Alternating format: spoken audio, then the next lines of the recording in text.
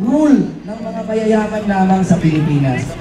Sa totoo lang, alam nyo, kung talagang susundan nyo yung balita, nakakatakot din ang panahon to. Pero very exciting. Dahil for decades, wala tayong chance for real change. Wala! Wala talagang chance. There's no way. Pero ito, there will be a selfless leader na tayo lang ang iniisip. He just wants to be fair. Totoo yan.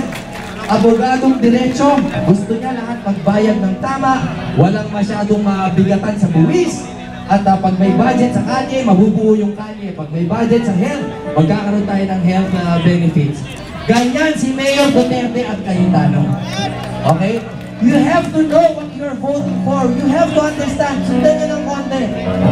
Ang federalismo, ang pera natin, hindi na mapupunta lamang sa central government. Magkakaroon ng kanya-kanyang federal government. Pag kailangan ng kalye sa Mindanao, mabubuo ang kalye sa Mindanao.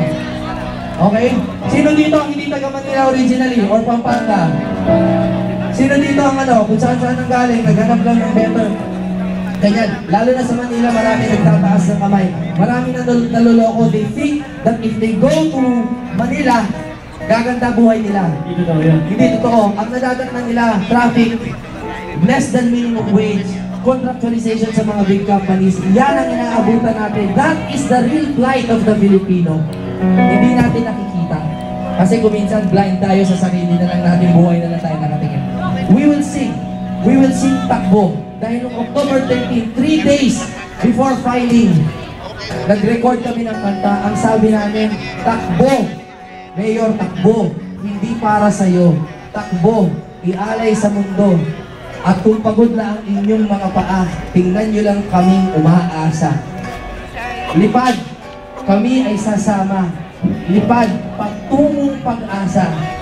Kahit di nyo kailangan ng palakpak, kailangan namin ang inyong pakpak. Takbo.